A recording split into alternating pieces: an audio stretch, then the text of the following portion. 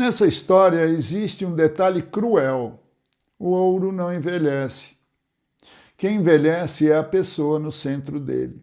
Porque a gente que passa a vida inteira tentando construir riqueza. Tem gente que nasce no meio da riqueza, respira o seu ar, come na sua mesa e aprende desde cedo que o mundo se move de forma diferente quando o dinheiro é colossal, imenso mesmo. Meu nome é Mário Farini e vamos ao caso. Vá até o fim, porque eu vou revelar um ponto decisivo sobre Liliane Bettencourt. A fortuna que parecia blindá-la acabou aumentando o valor do cerco ao redor dela quando sua fragilidade cresceu. Liliane Bettencourt nasceu em 21 de outubro de 1922, em Paris. Filha de Eugène Schuller, fundadora da L'Oréal. Isso mesmo, a L'Oréal. Ainda jovem entrou na empresa e trabalhou em tarefas simples, misturando cosméticos e colando rótulos. Esse detalhe desmonta um pouco a imagem simplista da herdeira decorativa. Ela nasceu no topo, sim, mas nasceu também dentro de uma máquina empresarial em formação. A morte precoce da mãe a aproximou ainda mais do pai, e isso importa porque em famílias fundadoras herança raramente é só patrimônio, é vínculo, é identidade, é dever, continuidade e também é sombra. Quando Schuller morreu em 1957, Liliane herdou uma posição central num grupo que já avançava para se tornar potência mundial de beleza. Mas sua presença histórica nunca foi a da executiva celebridade clássica. Liliane era menos o rosto operacional do dia a dia e mais o centro gravitacional do patrimônio da companhia. Essa distinção é importante a quem dirige a empresa por cargo, a quem condiciona a empresa por peso acionário. No caso dela, a força vinha, sobretudo, da força acionária, do poder, do controle. Em 1974 veio um movimento societário decisivo. A família Bettencourt levou uma grande parcela de ações para a Nestlé, num arranjo que ajudou a blindar o grupo num contexto político francês sensível e redefiniu a governança da L'Oréal. Ali, a história deixa de ser apenas família muito rica com empresa enorme e passa a ser também engenharia societária sofisticada. A fortuna se institucionaliza, o império ganha outra camada de proteção. Só que a lenda de Liliane não ficou marcada apenas pelo brilho corporativo, ficou marcada pelo contraste quase cruel entre uma estrutura empresarial cada vez mais sólida e uma figura humana cada vez mais vulnerável. A relação com François-Marie Bannier, fotógrafo e figura influente do meio cultural francês, se tornou centro de uma crise pública e familiar gigantesca. A filha de Liliane, Françoise Bettencourt Meyers, sustentou que a mãe vinha sendo alvo de influência indevida. A Reuters relatou presentes e apólices avaliados em centenas de milhões de dólares que ele receberia dela, o que transformou a questão em escândalo judicial, moral e político. Mas o aspecto realmente perturbador dessa história não é o valor dos presentes, embora ele impressione, é o modo refinado do cerco. Não se tratava da caricatura vulgar do golpista grosseiro, tratava-se de uma órbita elegante, intelectualizada, socialmente sofisticada e justamente por isso mais inquietante. Em ambientes de grande fortuna, a manipulação raramente chega vestida de brutalidade, muitas vezes chega com verniz de amizade, cultura, intimidade, exclusividade. Em 2011, a justiça francesa colocou Liliane sob tutela familiar, concluindo que ela já não tinha capacidade de gerir plenamente a sua fortuna. Esse ponto muda tudo, porque a partir daí o caso deixa de ser apenas história de bilionário e vira história de envelhecimento exposto, fragilidade humana e disputa sobre quem passa a comandar o centro da riqueza. É aqui que a biografia de Liliane fica realmente adulta, porque enquanto a mulher no centro do patrimônio perdia autonomia, a máquina societária ao redor continuava firme. A L'Oréal seguiu crescendo, expandindo, inovando e acumulando musculatura global.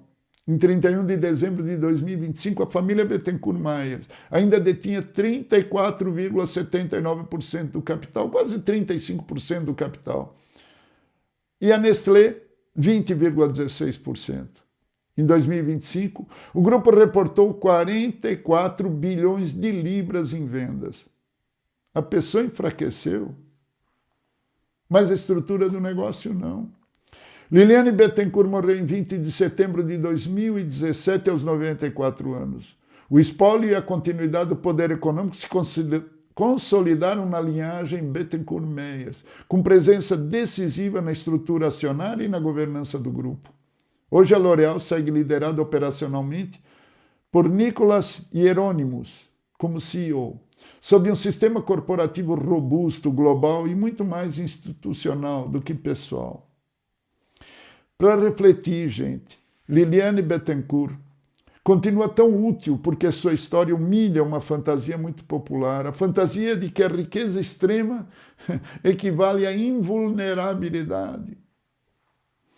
Porque mostra exatamente o exposto, o quanto pessoas extremamente ricas às vezes são vulneráveis. Não equivale.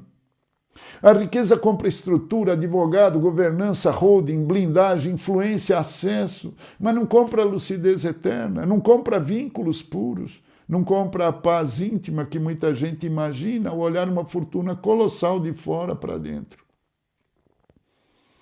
O que ninguém vê nessa história?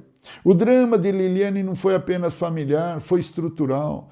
Quando o patrimônio é gigantesco, a fragilidade pessoal vira assunto de enorme interesse público e institucional.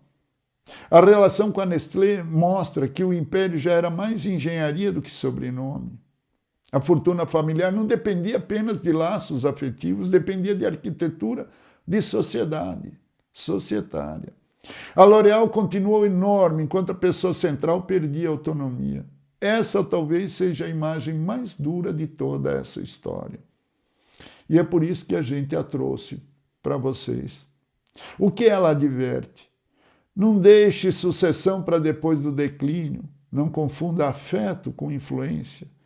Não imagine que patrimônio gigantesco se protege sozinho, porque ele não se protege. E não trate governança como assunto frio. Às vezes, ela é o único amortecedor entre a pessoa e a guerra ao redor. Verdade nua e crua, despudorada, desavergonhada, sem vergonha mesmo, que poucos falam, com a frieza necessária. Dinheiro demais não elimina fragilidade, em certos casos só muda a escala. Torna a fragilidade gigantesca, o estilo e o preço da investida. O detalhe mais forte da história de Liliane Bettencourt não é o tamanho da sua fortuna, é perceber que justamente esse tamanho tornou sua vulnerabilidade mais valiosa para quem orbitava ao seu redor. O centro não era apenas uma idosa, era uma idosa no centro de uma massa patrimonial e simbólica imensa. E isso muda tudo, altera tudo. A aproximação, o interesse, o discurso, a tutela, a disputa, a pressão. E até o tipo de companhia que se oferece. A verdade aqui é essa. Fortuna protege muita coisa, mas também transforma o declínio humano em território de alto valor para quem quer cercar o centro. Se essa história falou com você, deixa o like, o dedinho não dói mesmo. E se inscreve no canal, deixe seus comentários, nomes de pessoas que você quer que a gente trate aqui, ou temas para o assunto casos e carreira. O que eu posso dizer é que herdar é uma coisa. Continuar no centro da riqueza sem ser devorado por ela ou pelo que ela atrai é outra muito maior. Aproveite seu dia, busque a felicidade, procure ser feliz e até o próximo Casos e Carreira.